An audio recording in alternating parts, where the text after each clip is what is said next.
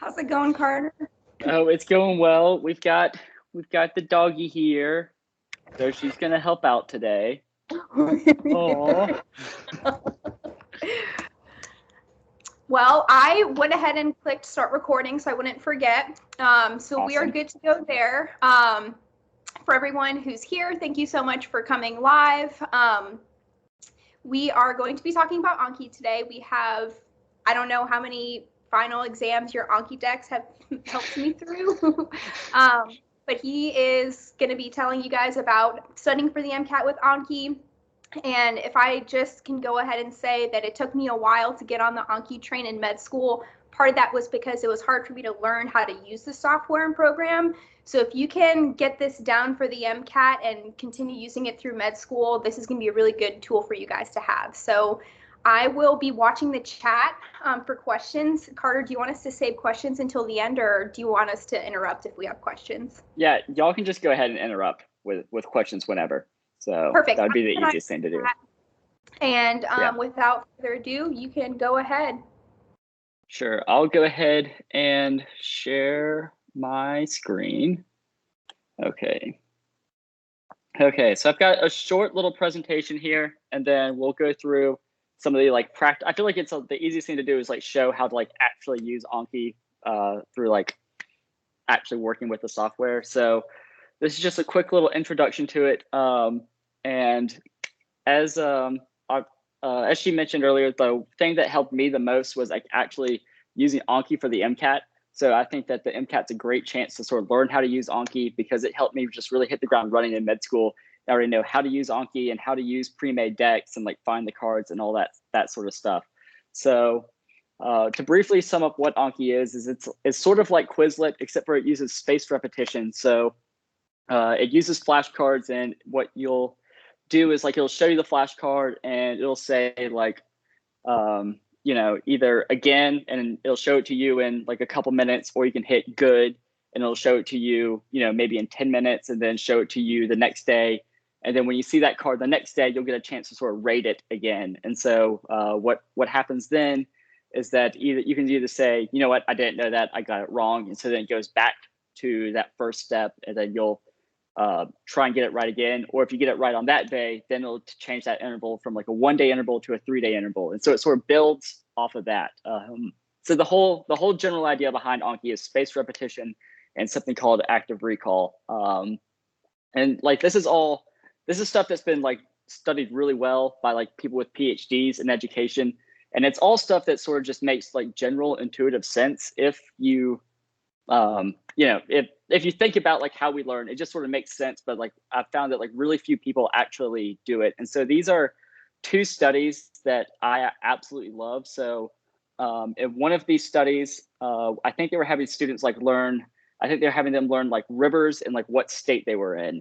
And that was what they were using to test the students. And so they had the students either study the material once, they had them do what's called active recall. So they were doing something like, so like the study once would just be like read over the list. That was what they were calling the study once group. The active recall group would have been doing something like flashcards. Then the repeated mass group would have been a group that I think they had them go through the flashcards 5 times. And then the repeated space group was a group they had them go over the flashcards 5 times, but they had them space out when they did those flashcards. So the repeated mass group simulated sort of like what you do whenever you're cramming for an exam. So just going through that material over and over again. And that repeated space group, I think they spaced it out over like the course. I would have to go back and read the paper. But I think it was like over the course of a week, they had them go through those flashcards. And, instead of just going through them 5 times in one day, they had them go through 5 times over a week. So what's the important takeaway from this paper is that the repeated spaced group and the repeated mass group did the exact same amount of work. Like they went through the same number of flashcards.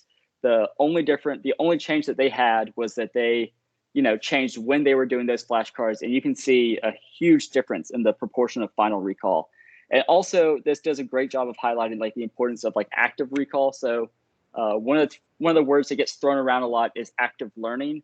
And usually that's a buzzword for like that people use when they haven't like actually read like the scientific papers. So the papers, what they the term that they use is like active recall or retrieval practice. And what the point is like you need to practice bringing the information out of your brain rather than worrying about putting it in your brain. So putting it in your brain is still important, but the most important thing is practicing bringing it out of your brain. And you can see this highlighted right here between the group who studied once with like what's considered more traditional methods of studying by just reading over their notes, and then the group who used, you know, retrieval practice or active recall. You can see just what a huge difference just doing that meant, or that made. And then we combine that with spaced repetition and spacing out the retrieval practice, you can see that it makes a huge difference. So that's sort of the general principle that Anki is built upon. And so what I was talking about earlier with the sort of the spacing of the flashcards is this is sort of the idea over here on the right, is that,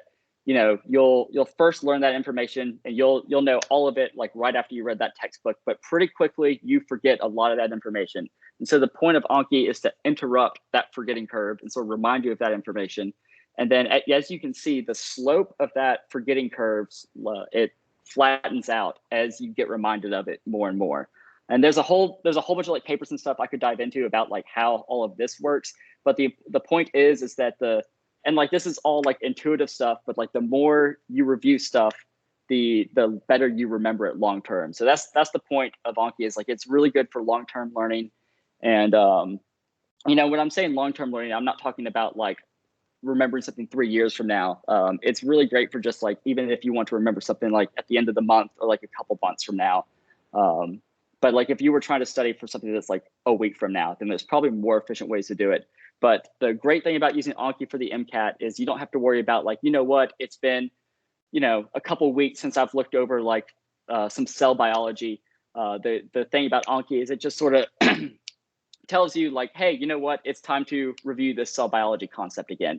So the nice thing about Anki is like you don't have to worry about going back and reviewing old stuff because it helps you do that for you. And then also it does a great job of letting you focus on the things that like you really struggle with. So if I really struggle with like remembering like what actin does in the cell, I'll see that card the next day, then forget what that card is. So then it gets sent back to like a 0-day interval. And I'll see that card the next day, and then it gets reset again because I still just have a hard time remembering what actin does. And so, you know, maybe I get it right this next time and it goes to a 3-day interval, and then, you know, it goes on like that. But some stuff that, you know, like remembering what a nucleus is. So like I was a bio major, so like remembering that like DNA is in the nucleus, that was something that was pretty easy for me. So those cards go off to like huge intervals. So like right now in my med school deck, I have some cards with like 9-month intervals right now.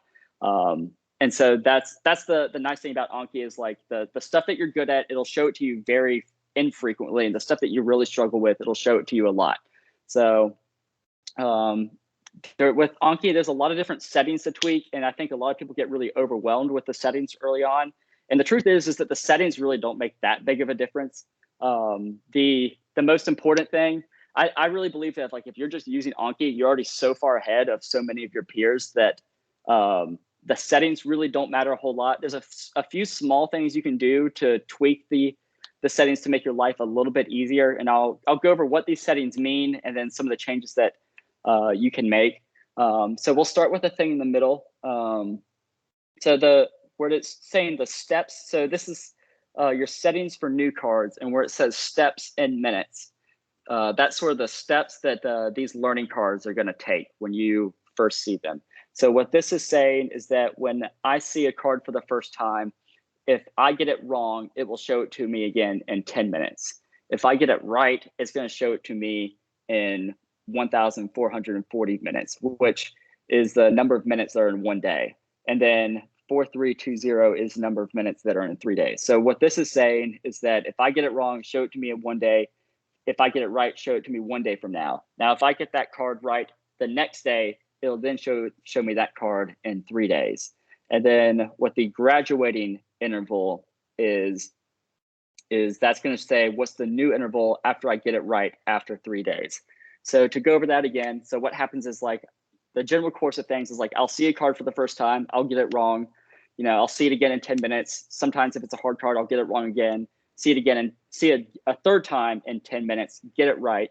And now it's at that 1440 interval. So now it's at a 1 day interval. And now, now after a good night of sleep, I've like consolidated that card, and now I get it right again on the next day, and now it's at a 3-day interval.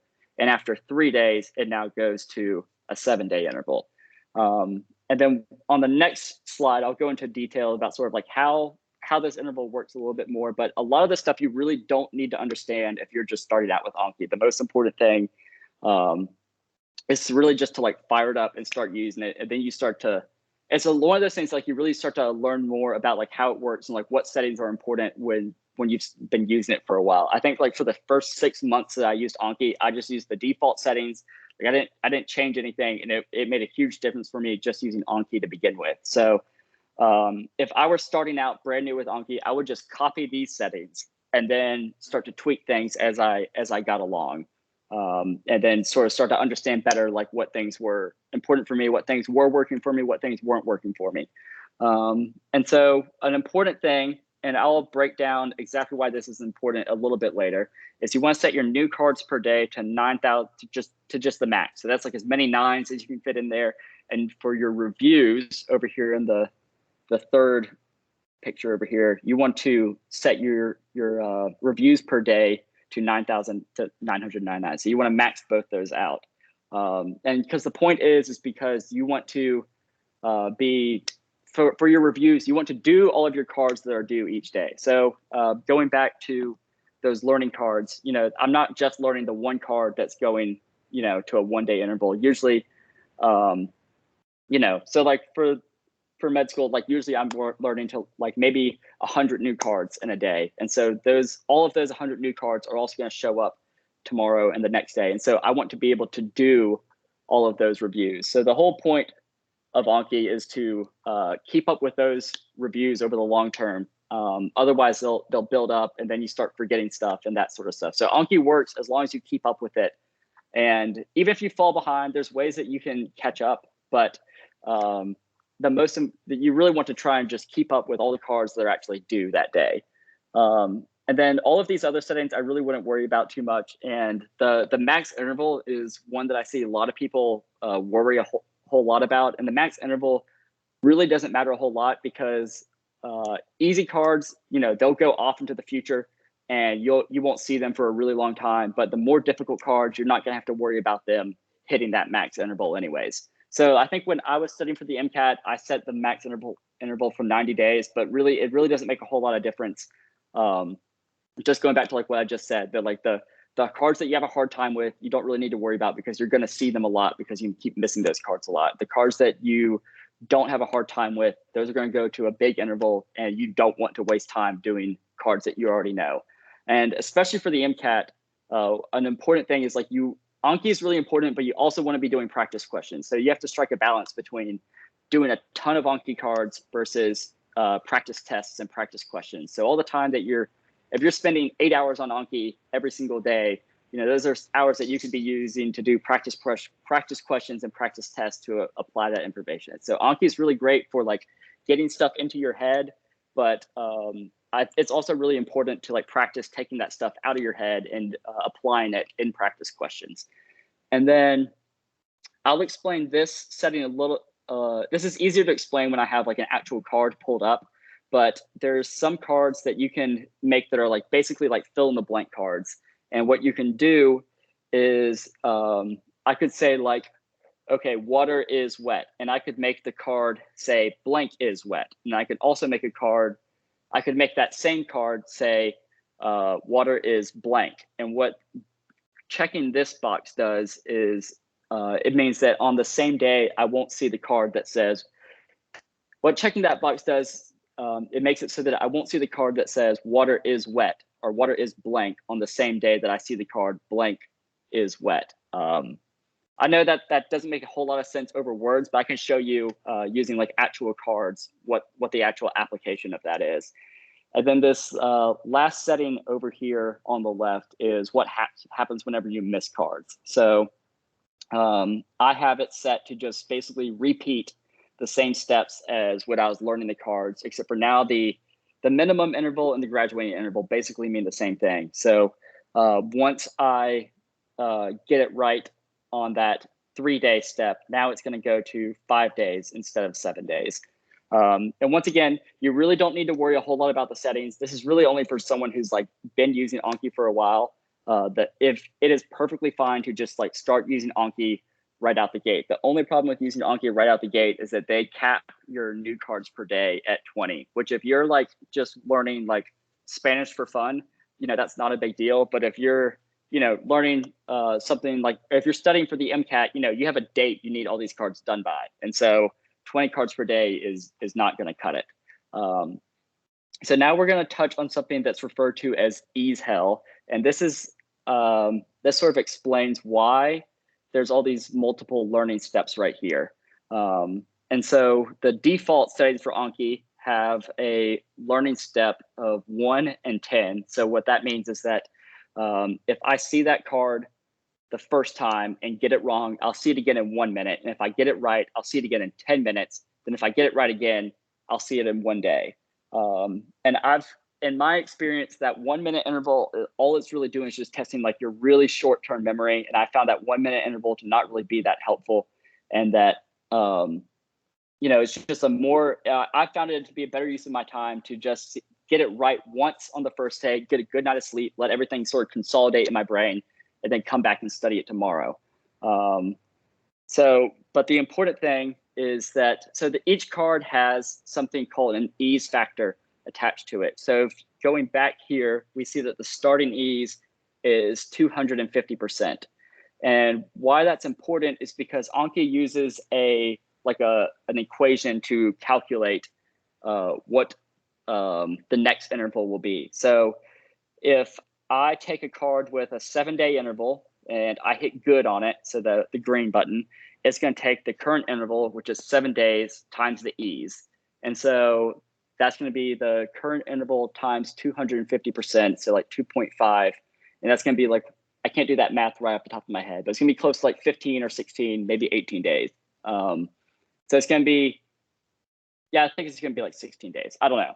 But the important thing is that whenever you miss a card, it takes 20% away from that ease. So say I missed that same card that's at a 7-day interval. Now it goes back to those learning steps right here, that 10, 14, 40, 4, 3, 20, then 5 days.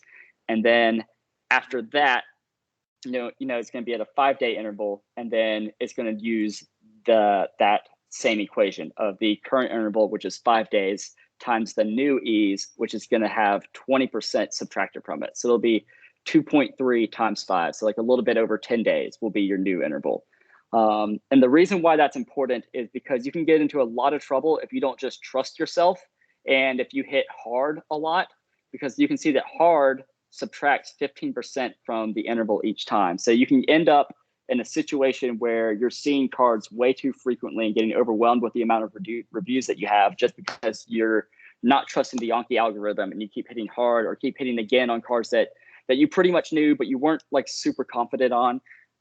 So that's just something to keep in mind. And so now that we've touched on like what that ease factor is, it's important to know that whenever a card is in these learning steps, so these steps like 10, 14, 40, 4, 3, 20, and the same with these lapses steps over here, you can think of these as like protected steps. So I can hit again as many times as I want when these cards are in these first learning steps, because it won't change this ease factor over here.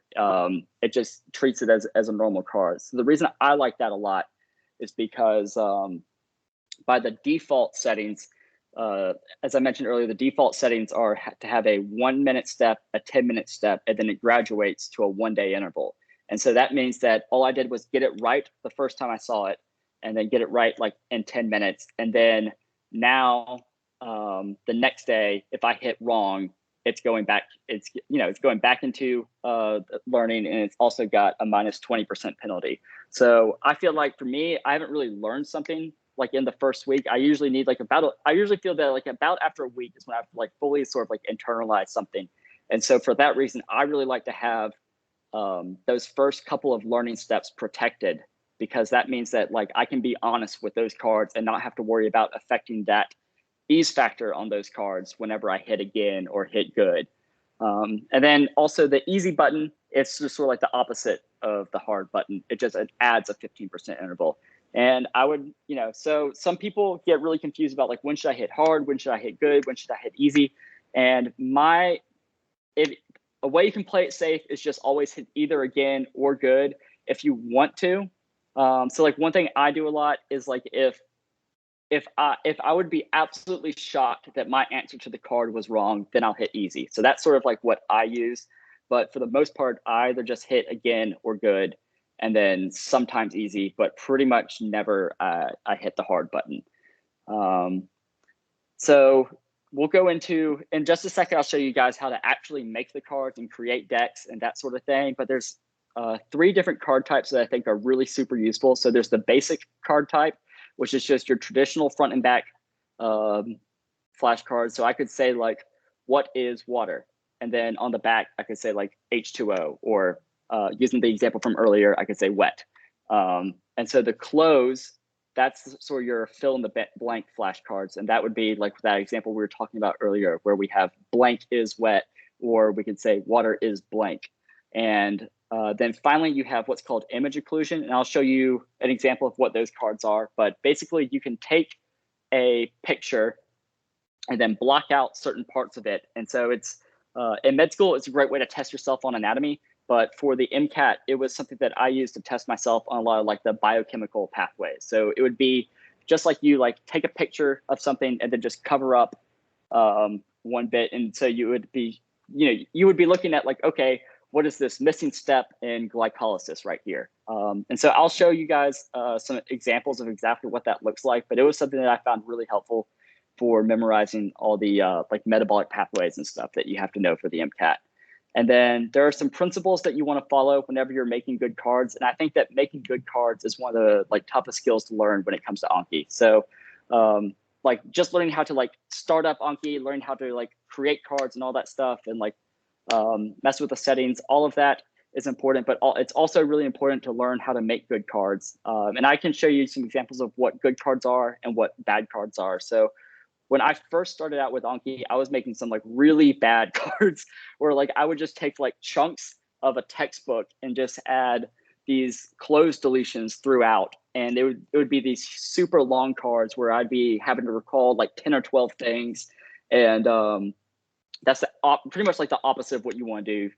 You want to break it up into small bite-sized information. But before that, you don't want to just be like blindly memorizing stuff that you don't know.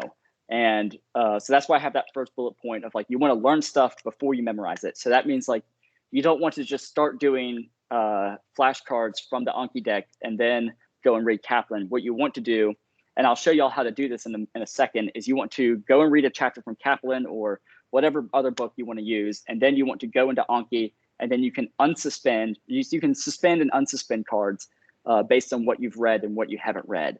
And so what this will do is this will only show you the information that you've actually been exposed to and test you on that information. So the very first thing is you want to learn stuff before you are memorizing. And also I wouldn't stress too much about like what it means to like really quote unquote like learn and understand, because like the first time you're exposed to pretty much anything, your recall of that topic is going to be pretty poor. But the best way to improve your recall of that topic is to do flashcards, to if you want to, you can sort of like draw out like a metabolic pathway or something like that.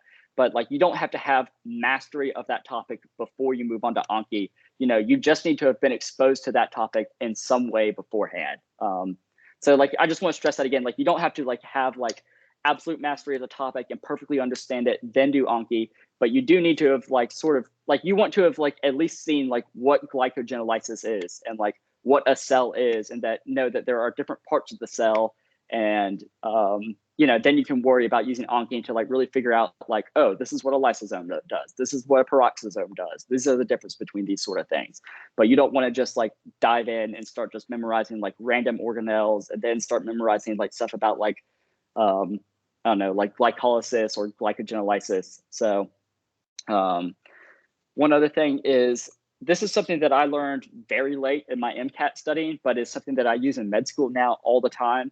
And you want to use that either the back of the card or the extra field to add either pictures that it could be like a good like summary picture of like the metabolic pathway, or like a lot of the psychology topics are like really similar. So if like, if you find some good notes or like a good explanation, you can add that picture to the extras field. And so it's always good to have something to help you relearn that information once you've forgotten it. And it really helps to help you like build context for the information that you're learning. Because one of the things that can happen when you're using Anki is that your information can get kind of fragmented.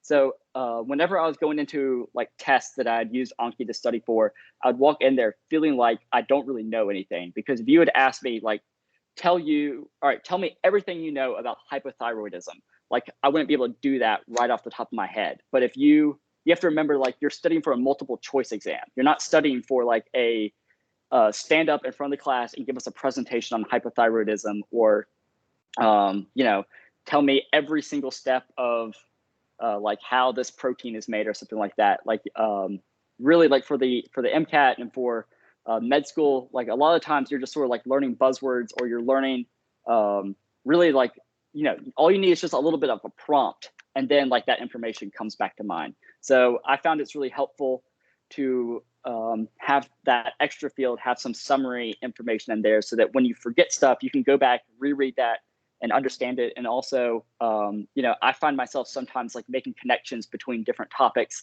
a few days after I've like started studying, where I start to realize like, oh, this is how, so like in med school, like, oh, this is how this condition is different from this other condition, where they're both really similar, but maybe they have like one key difference or something like that. Another thing is you want to make it very clear what your card is asking. So a trap I fell into was just asking really ambiguous, or making really ambiguous cards early on. So you want to make it very clear and very specific what your card is asking. And like I have it written right there, or just assume that future you is an idiot and has forgotten everything about this and doesn't know what you're talking about right now. So you want your cards to be really specific. You want to be really clear what that card is asking. And then you also, going back to that last point, that's why you want to have those summary pictures and stuff, is because you want to assume that you 1 or 2 months from now is an idiot who has forgotten everything about this, and you want to have a quick way that you can just refresh your memory, and without having to like open back up a textbook or open up Google and like do a whole bunch of reading. And then the last thing is you want to make what I term bi-directional cards. So if you going back to like that example of like water is wet, you want to make a blank for water and a blank for wet, because you have to remember, the most important thing is like practicing retrieving that information out of your brain. So, obviously water is wet is a pretty simple example, but I'll show you some examples of cards that, are bi-directional, and it's useful to be able to have those multiple blanks in there. So one thing that's really nice is that when I was studying, there wasn't a whole lot of these pre-made decks, but for med school, there's a ton of pre-made Anki decks. And also now for the MCAT, there's started to be a lot of pre-made Anki decks. So there's 3 like really popular ones. So I have one that I think I've shared, and that, if y'all want access to, you can use that. And then there's another one so like my deck's like 4,500 cards. There's another one that's a little bit shorter that's only like 2,900 cards. So like 2,900 cards. So it's a little bit shorter, but it's also like super comprehensive. And then there's another deck that's probably like about the most comprehensive one. And that one's about like 5,300 cards. And so basically you just want to choose one of those decks, and then you want to download and import it. You're going to suspend all those cards. And then, this was something I mentioned earlier. What you want to do is read a chapter in Kaplan or whatever book you use, and then you'll go and unsuspend the cards. So at this point, I'll move on to some of like showing you like exactly how to use Anki and do all of this right here. But before we move on, does anyone have any questions right now, or do we want to just move on to just showing like some of the like demonstration stuff?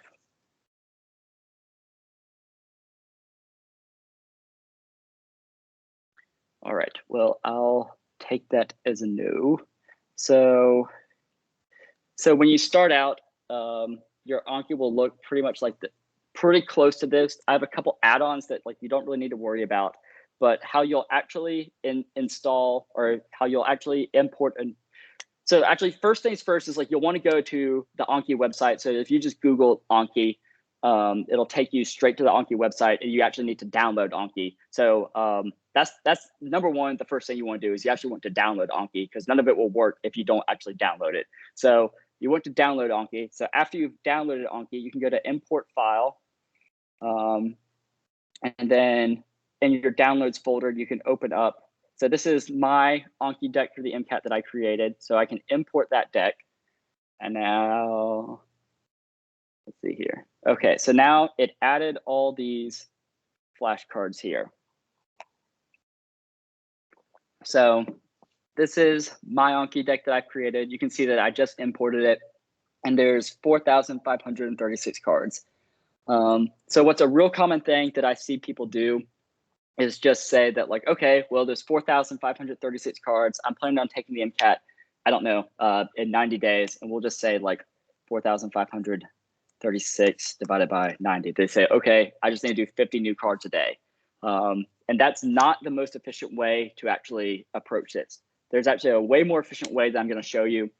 And so that goes back to what I was just saying earlier of like, you want to suspend all these cards, then you want to unsuspend stuff as you read them. But you can use that number of 50 as sort of like a guideline.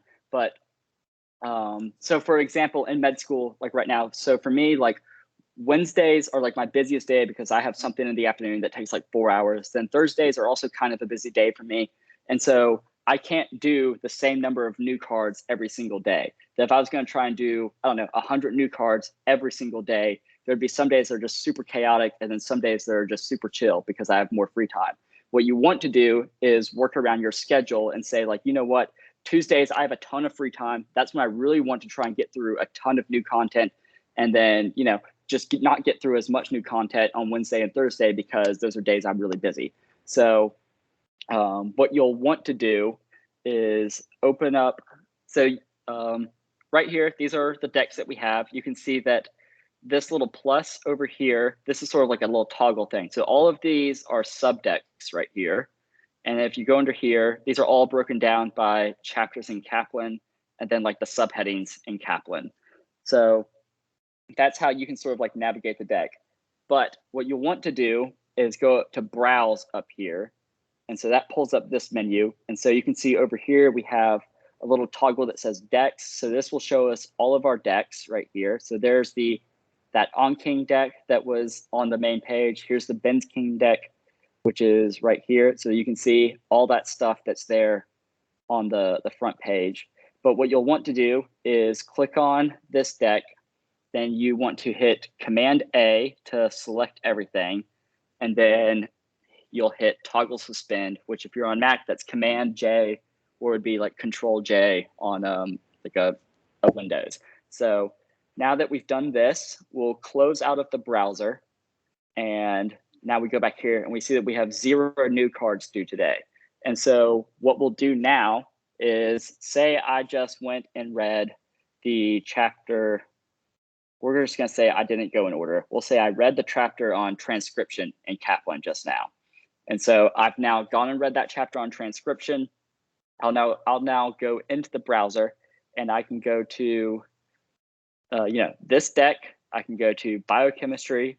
I can go to RNA and the genetic code, and then this little chapter on transcription. And you see it pulls up all of these cards that all have to do with that chapter I just read. So there was 19 cards that I made for that chapter. And now what you can do is hit Command A to select all the cards and then toggle suspend. And now that has unsuspended all the cards that like relate to what I just learned. So now you can see that I have 19 new cards due today. And so when I want to actually go and study those cards, what I'll do is I can either click here. So if you click up here, this will study everything that's in a subdeck under here. Or if you just want to, if I say it like I just read genetic code, transcription, translation all today, and I just want to start with studying transcription, I can just start here. And it's going to show me this little screen. Then I hit study now. And it says, okay, what are promoter regions? And then, so you can see here, now it's asking me to like grade these cards. So I can either say again, I can say good, and it'll show it to me tomorrow, or I can say easy if I wanted to. And And so this is an example of a basic card where it's just asking you a simple front back sort of question. So it says what are promoted regions, special sequences, and then it has a little picture here, and so I can see like, okay, that's what a promoter region is. That's where it binds right there. So that's sort of an example of like what a basic card looks like. And then I'll show y'all some examples of some other cards. So this is an example of a closed card right here. And so we have a blank is added to the 5' end of RNA to protect it from degrading. So we'll find out what that is, a 7, that thing. And now the nice thing about this is, so this is an example of the close card. So you can see how the close changes. So now, so Anki will actually show it to you in a random order. I just pulled up a little window to just have it show you an example of it real quick. So, it just says a 7-methyl-guanylate triphosphate cap is added to blank to protect it from degrading. So now I know, okay, 5' end of RNA.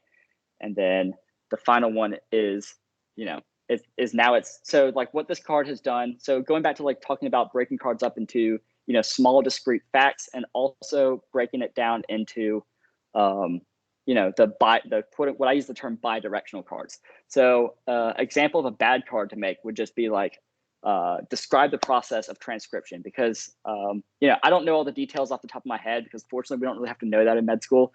But like, I remember there's a phosphate that, this triphosphate cap that's added. I know there's like some splicing that goes on. I know something about like a tail is added.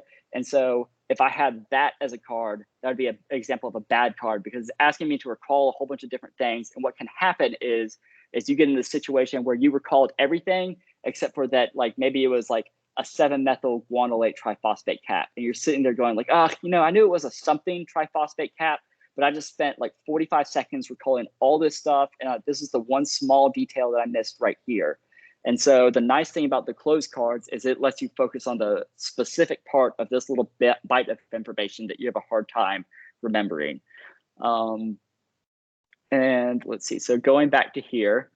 So this is an example of like what the cards actually look like. So when I was talking about, the burying the related cards earlier. So if you check that box, the bury related cards box, it won't show you, it won't test you on this blank, and this blank all in the same day. What it will do is it'll show you this blank on day 1. Then the next day, it'll test you on this blank. And then the next day, it'll test you on this blank. And so, that's just personal preference if you want to do that. But I like to do it because, if it just so happens that like I get tested on this blank, and then, 4 or 5 cards later, this blank comes up.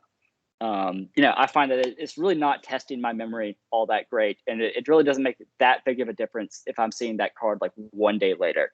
So that's an example of sort of like what the burying related cards actually means, and sort of how these closed cards are set up. So all of this information right here is all stuff you want to do if you're using a pre-made deck. So we'll just go over that one more time just to like sort of like recap everything. So we'll say, all right, I just read a chapter on translation. So now what I want to do is I'll go up to browse. I'll go to translation. Once again, Command A to select all, and then toggle suspend. And so now I've just unsuspended 16 cards on translation. And so now I can just either click here to study all 35 cards that I've unsuspended, or I can go back to decks. I could just study the 19 cards. If I just really want to focus on getting transcription down first, I could just go study those 19 cards, or I could just go study, these 16 cards right here. So that's, sort of how you can actually go and find cards and use these pre-made decks. Is you don't want to be just saying, all right, I want to do 50 new cards a day every single day for the next 90 days, because as I mentioned, like there's going to be days that you're busier. There's going to be days that, maybe you can get through 150 cards, and maybe on some days you can only get through 10 new cards. So that's why you want to sort of like just unsuspend cards as you're going along. And then also what this does is it just means that, as you go along, then you'll actually be learning the information that you just went over, and it'll keep testing you on that information. One other thing that's really useful to know, so you can see that my deck is organized by all these subdecks right here. But what's also really common is to organize decks by tags. And so if we go back to the browser here, this Anki deck right here it has this, we'll go back to here. So it has this big head deck right here. It has these subdecks right here. And so a lot of people see, mile down, and they'll be like, oh, well, yeah, I like these other decks because they're organized like this. So mile down is still organized like this, but they've done it through tags instead of using all these subdecks like this. So I'll show you what that means. So if we go back to browse here and you go over to tags, you'll see, all right, AK, MCAT, V1. And so you click on this little toggle, and then you go over here to mile down and now to biochemistry, and you can see there's all this stuff right here. And so now you can see, so I've gone to biochemistry, I've gone under DNA and RNA, and now see there's stuff on translation, there's stuff on, or transcription, there's stuff on translation. And you can see this deck does a good job of having, some extra information in this extra field to help you either clarify stuff or to help you remember stuff if you've forgotten it. And it has pictures with it as well, so you can see, this is what the prokaryotic ribosome it looks like. This is what the eukaryotic ribosome is like. So that's an example of a deck that's organized a little differently, and you would pretty much do the same thing. So I'll walk you through exactly how to use this deck. So you would do similar to what we did earlier, where you go to browse, you would start off. So this is important. You would start off by hitting Command A and then suspending all the cards to start with. And now in this same scenario, we'll just say I just read transcription. So remember, I go to tags instead of the subdecks now. And you go, under mile down, under biochemistry, under DNA and RNA. And now I'm at transcription. And now I unsuspend these 10 cards right here. And so now I have these 10 cards right here that I can go study. And so now, and this is something that's really helpful too. So you can add, in just a second, I'll show you how to actually create your own cards, but you can do something called add hints. And so, you saw earlier that when I had a blank, all it said was it would have just said ... But right here, you can see it says a positive or negative sense RNA strand is itself an mRNA, blah, blah, blah. And so if I go to edit right here, you can see that we have this bit right here that tells us this is going to be where the closed deletion is, so where the fill in the blank is. So normally it just has, whatever these two symbols are, C, then the number of the card, then colon, and then everything that's after these two colons and before these two things will be a blank on this card. But what this does right here is that by adding these two colons, everything right here is going to be basically the little hint. So this bit right here is what shows up as green as that little hint. And then this bit right here is going to be what shows up as the answer. So right here we have, this is that bit that was after those two colons at the very end. So this is showing up as a hint. So we go show answer, and now it says a positive sense strand RNA or RNA strand, whatever. So that's a little bit of an example of how those cards are set up. Now I'll show you how to make your own cards and make your own decks if that's what you want to do. So real quick, one of the things I would suggest is that it's better to use a little bit smaller of a deck and then sort of build off it from stuff you get wrong on practice tests or on question banks like UWorld or something like that. It's better to use a smaller deck that you can get through than, because there's some decks out there that are 7,000 cards or an absurd amount of cards.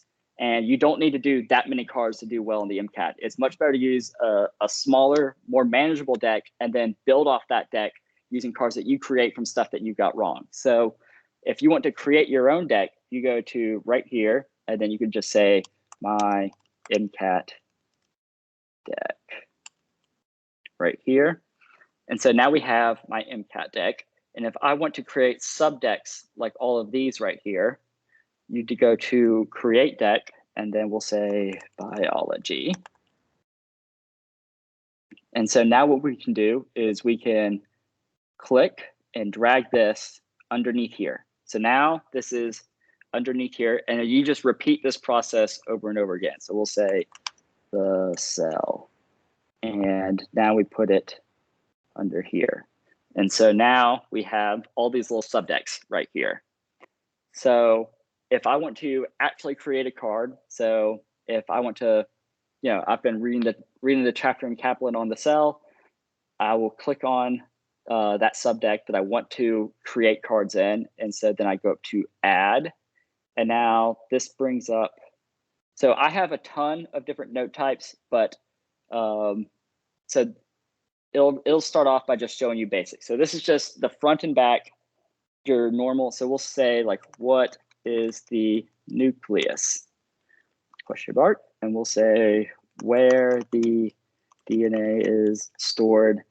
And then if I really wanted to make this a good card, I could go and just add like a picture of the cell that has all the organelles labeled, and I could add that like right here as well. So you can just like copy paste that from Google. So that's how you can make that card.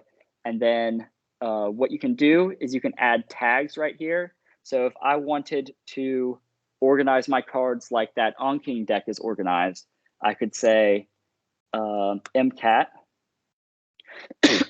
And then whenever you hit : that's sort of how you create like a sub tag. So you saw all those cards, all those tags had little toggles next to them. That's how you actually tell Anki to create that little toggle. So I would say MCAT, and then I would say biology, and then I would say : and then we'll say the cell. And so you can't use a space when you're creating a tag. So you would have to do something like a little like underscore right there. And the nice thing is that when I type this tag in right here, it'll save this for all the cards that I create after this. So to just go back over that, we're creating a basic card right here, which is just your normal front and back flashcard. And it's going to say, what is the nucleus? And the answer is where the DNA is stored. And it's going to have this little tag right here. And we can see that it's going to go under my MCAT deck, under the biology subdeck, and then under the cell like subdeck of the biology subdeck. And so whenever I'm ready to create the card, I can either hit add right here, or you can hit command and enter, and it just goes ahead and creates the card for you. And so now if I want to do the same thing, but make a closed card. So this is the fill in the blank cards we were talking about. It's supposed to have a little extra field right there, but I have a feeling I've messed with something that messed that up. But let's see what that does. Yeah, okay, here we go. So this is what it should look like. So we could say the nucleus is where DNA is stored. And now what you can do is, so you saw earlier that there was like the complicated looking stuff that was like C1 : and then that. You don't have to type that out every time. Fortunately, Anki has a little button that you can just press. So you can just double click to highlight this. And then if you click on this button right here, it now just creates the close for you. And so now I can do the same thing right here. And you can see that now it's created card one. So what this is going to show me is when I make this card, is it's going to have, the first card is going to be the blank is where DNA is stored. And then it's also going to create a second card for me that says the nucleus is where blank is stored. And then I could add, that same picture I was talking about earlier of the cell, I could add that picture right here. And then if I want to add some other stuff about like DNA is heterochromatin and euchromatin, you can add that right here. And so you can add some extra stuff to sort of like remind you of stuff that maybe you don't want to like actually practice recalling that information, but it's just useful stuff for you to help like differentiate between two closely related things. And so now doing the exact same thing, we can either hit add or hit Command Enter, and it'll make the card. And now one really handy shortcut to know, instead of having to hit this button every single time, what you can do is you can hit Command Shift C, and it will go ahead and do that for you. So that saves a lot of time from having to do this, click there, do this, click there. You can just highlight this, hit Command Shift C, highlight Command Shift C, and it's already made 2 cards. And then what you can also do is you could change it. You can change these numbers right here. So if I, so let's see, I can't remember, but I think RNA might be processed in the nucleus. Someone who's a cell biologist will have to correct me on that.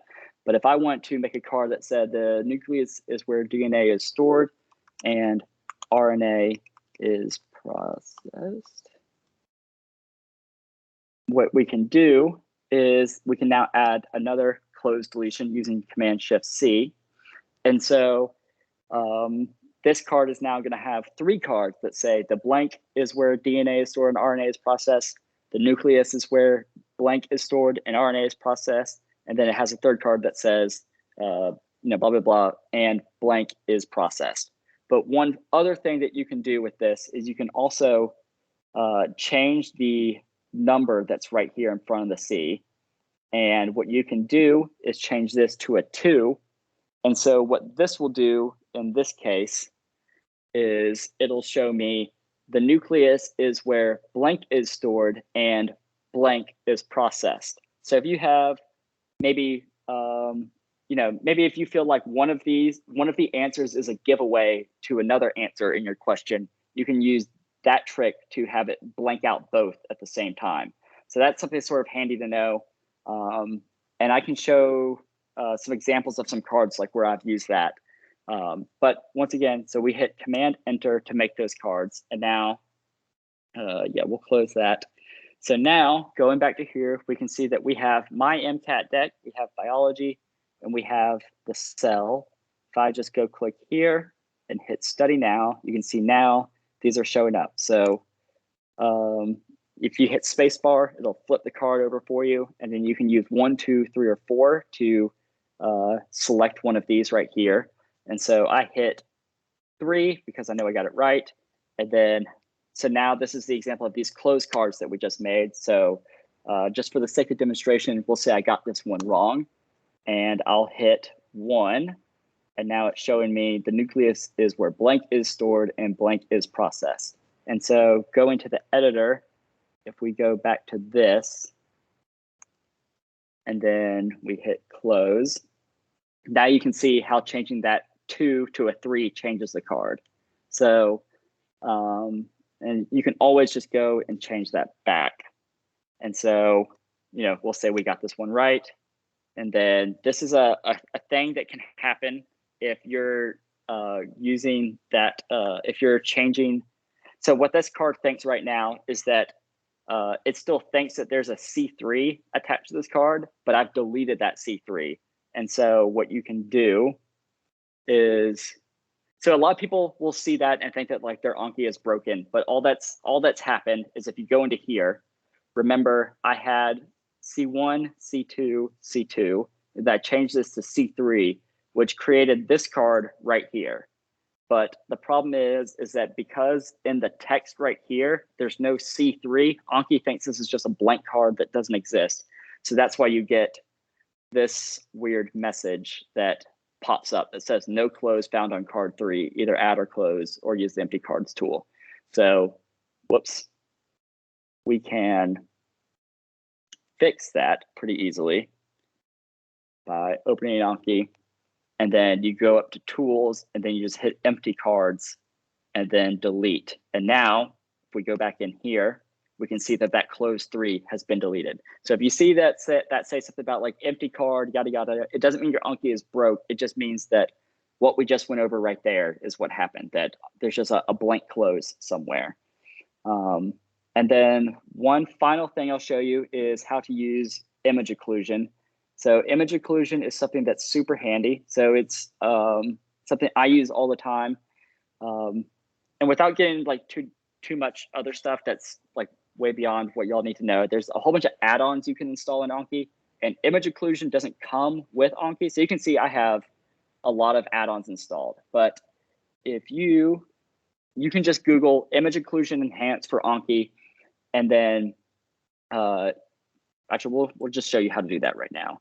So if we do image occlusion Anki, so if we just Google this, and then you'll go to here, and then you just scroll all the way down to this little blue box right here. You copy this number in, and then you would go to get add-ons, and then you paste that number in, and then you would just hit OK, and then you have to restart Anki so that it'll start using the add-on. But that's how you actually get the add-on. So I have the image occlusion enhanced for Anki 2.1 alpha. And so what you can do, so let's go back to here. Let's say glyco.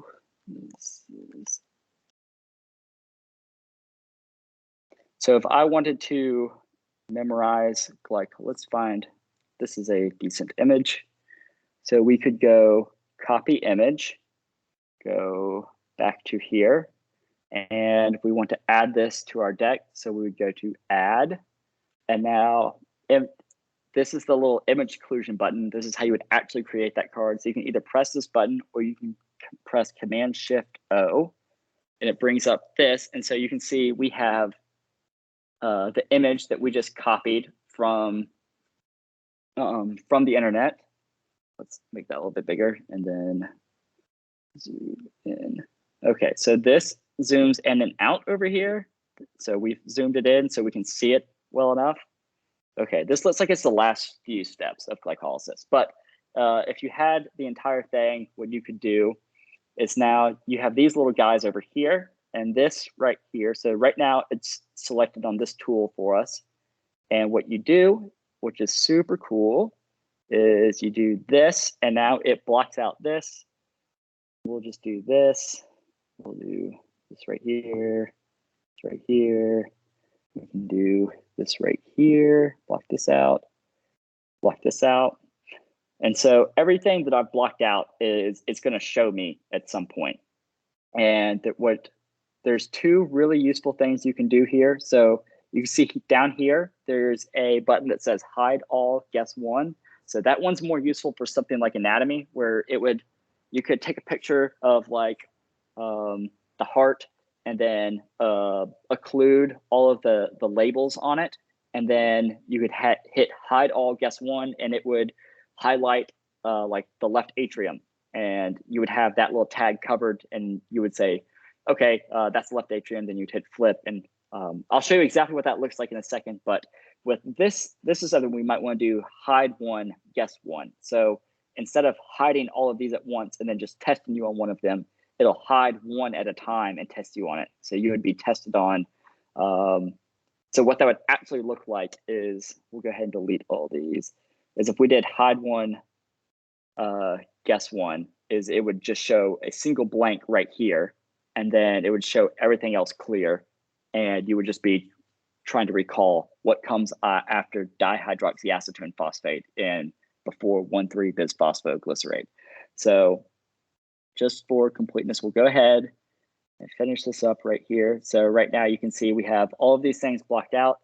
And one final really handy trick to know with this add-on is say, okay, so for like 90% of this, I want to be doing the hide one, guess one thing, where I need to know what comes before this blank before I can answer it. Like I'm not gonna be able to just remember like what is the sixth step. I'm assuming this is the sixth step of glycolysis, like right off the top of my head. So what I'll need to do is do the hide one, guess one for these cards.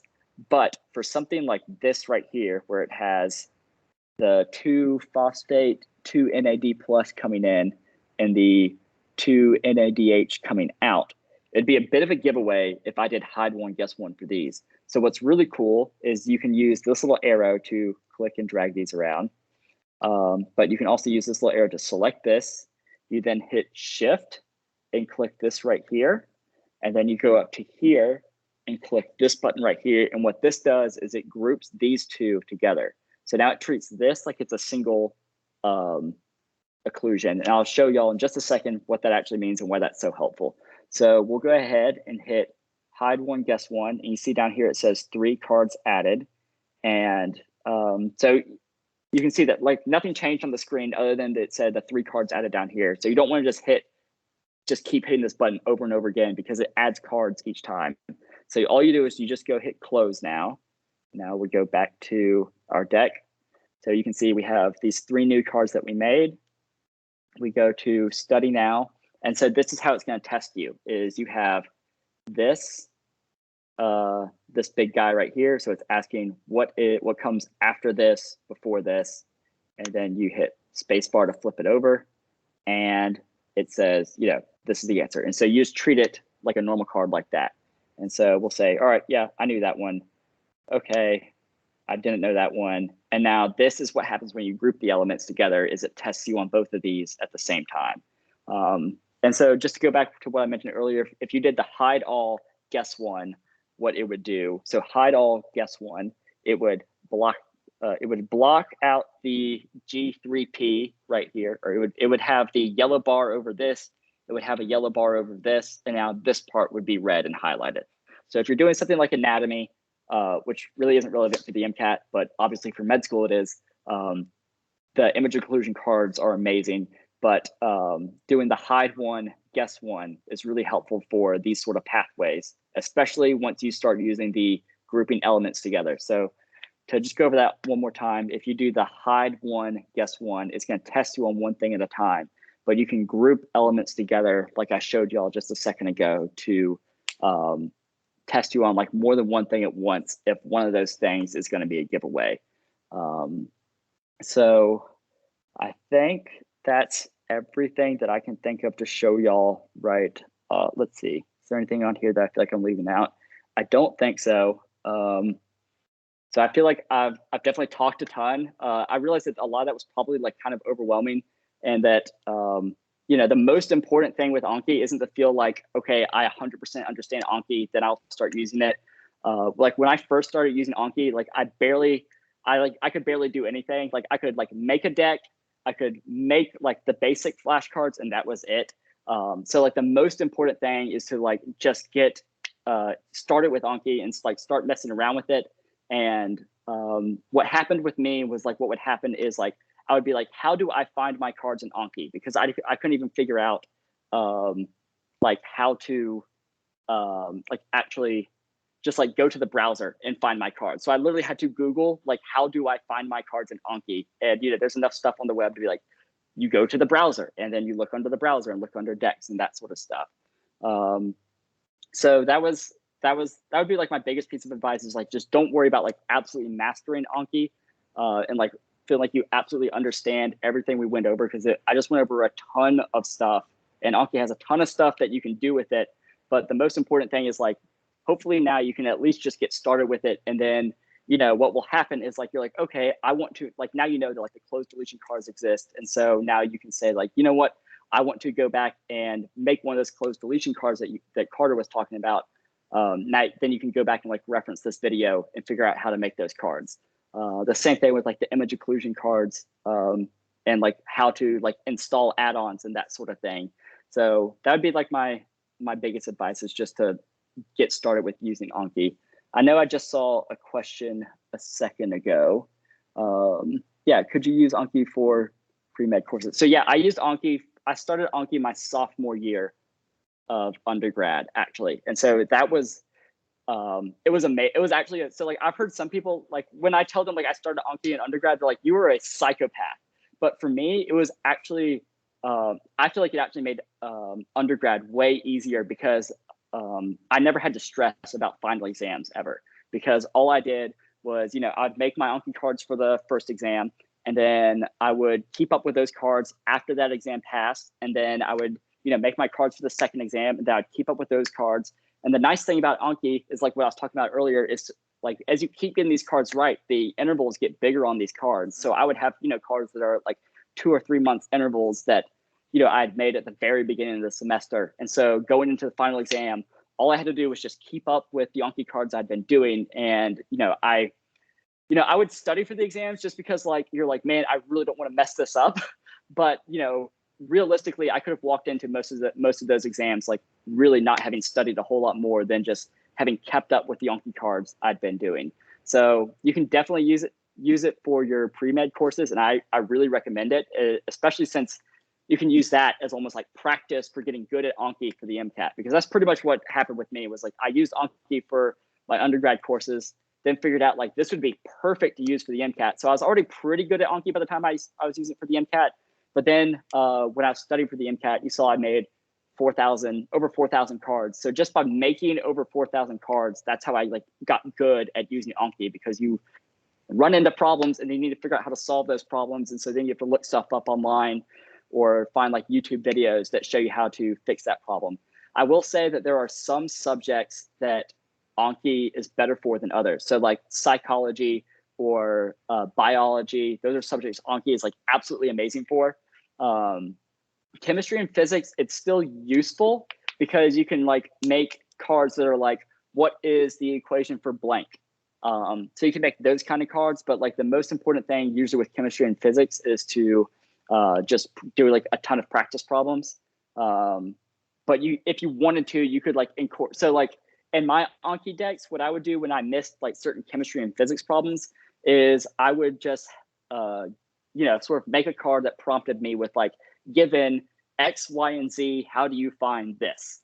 And I wouldn't sit down and like do the math problem and like work out the exact calculation, but I would just sort of think to myself like, okay, well, I would need to convert this to this, that I would use this equation and then like convert to this, that sort of thing. So it can still be used, but it's definitely not as effective for chemistry and physics. I'm not saying to not use it for chemistry and physics, but you'll need to do other stuff besides just flashcards. But I took like a human pathophysiology course in undergrad, and I took an emerging diseases course in undergrad, and Anki was like amazing for those kind of courses. And actually going back to those courses, so one thing that I learned from those courses was effective ways to make flashcards. So for my emerging diseases class, maybe you're familiar with like the BSL levels of classifications of labs. So there's BSL 1 all the way up to BSL 4, where they're studying like the most dangerous organisms in the world.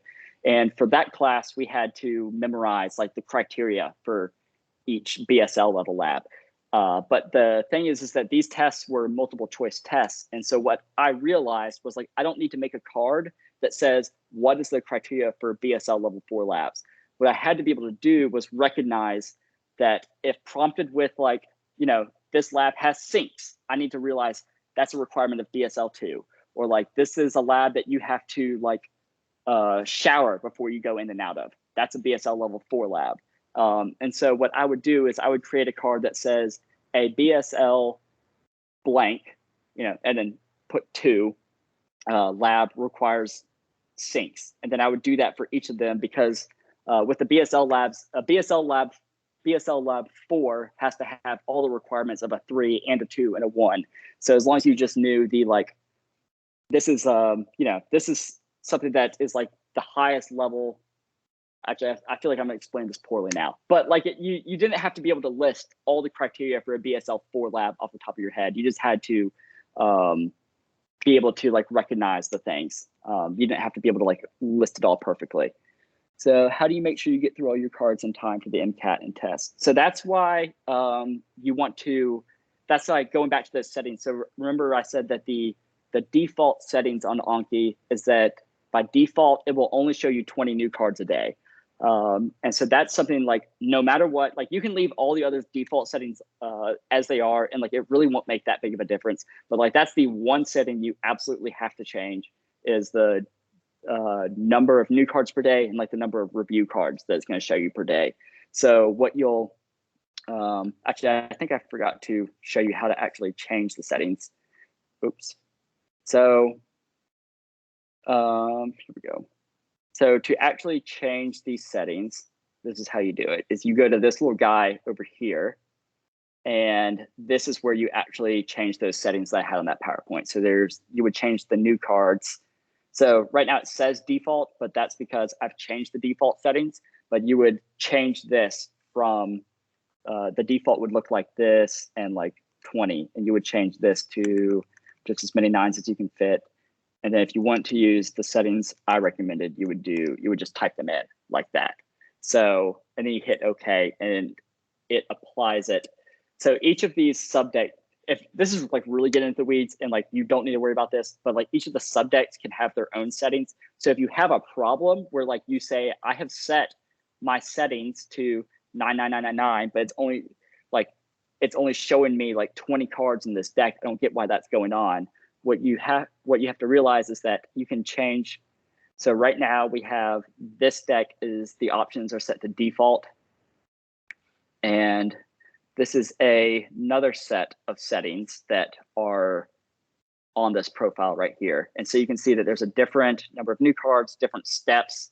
And so if you hit OK there, now this deck has different settings than the deck right here. And so that can lead to some problems where, it's not going to, you might be confused why Anki isn't showing you all your cards. And so how you just make sure that that's not happening is you have, say, so you go to your main head deck and say like, all right, I'm going to options. All right, I have it set to the options that I want it set to. And then you hit set for all subdecks. And now, yes, and then okay. And so now both of these subdecks have those exact same settings. And so that's one of those like common troubleshooting things that I see come up. But that's how you like actually make sure you're getting through all your cards. But as for like actually making time to get through all your cards, that can be a little bit more difficult. And that just comes down to like general like time management sort of stuff, which like, people like build like entire YouTube channels and blogs like around that sort of thing. But like just like some tips that I have is like just you want to like try and be consistent. You want to like try and find a schedule. So like for me, so going back to like that human pathophysiology class, we had quizzes every Thursday. And so what I would do, so we had lecture Monday, Wednesday, Friday with a quiz every Thursday during the lab time that we had. And so what I would do is I would say every Wednesday is when I'm making my Anki cards for that class. And so what I would do is, Wednesday, we've now had lecture on from last Friday. We've had lecture from this week on Monday. We've had lecture from this week on Wednesday. So now I have 3 lectures that I need to make Anki cards for my quiz tomorrow. And these quizzes are pretty low stakes quizzes, so they weren't like something I was like super worried about, and they usually weren't like very hard. It was like 1 or 2 questions, and they were usually pretty easy. But like you need to have like at least looked over this stuff before. So I would make my flashcards for those 3 lectures that night, review those flashcards, and then just keep up with doing those cards whenever they came back up. So just finding like dedicated times for like, okay, this is when I'm going to make these flashcards.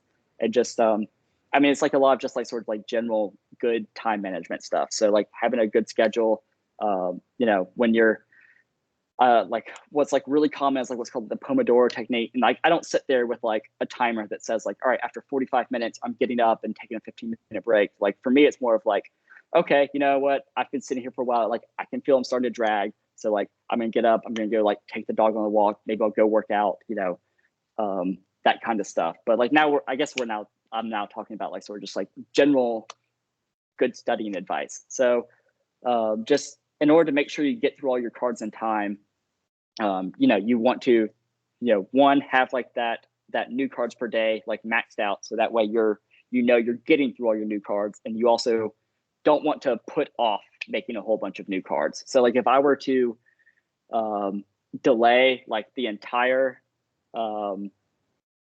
human path. So like my human patho class, I think I made like a 900 card Anki deck for that class.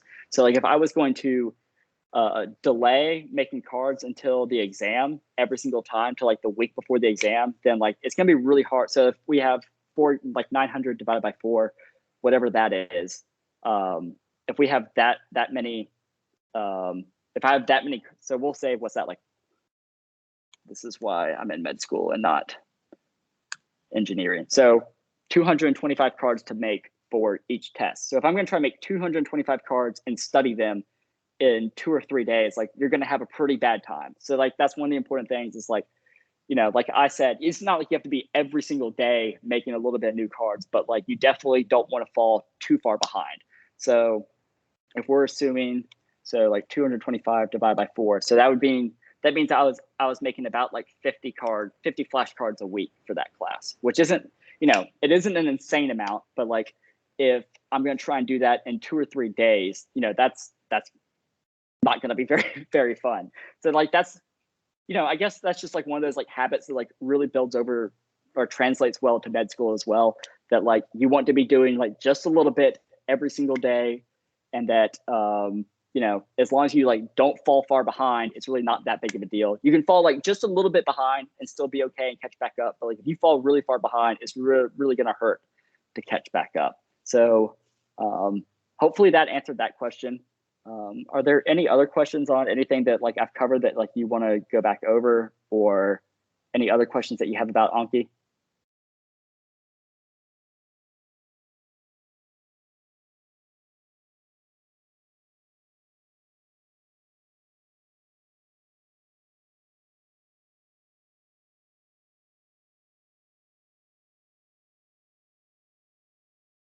Carter, that was awesome. Thank you so much for taking the time and for all this information. I know that I learned a lot and like tweaked my own settings during your talk. So we will, like I said, we have a recording of this. We'll post it on D2L. We're in the process of uploading students to D2L, so look out for an email from me and I'll tell you guys how to navigate that better, but this will be posted for you guys to reference. And if you email me, I can also just send you the file directly. But if nobody has any other questions, again, Carter, thank you so much. This was very, very helpful. All right. Well, this was fun. So thanks for having me here. But I'm going to get back to, you know, studying for med school now. So, Sounds all right. good. All right. Yeah. Have a good night, everyone. See ya.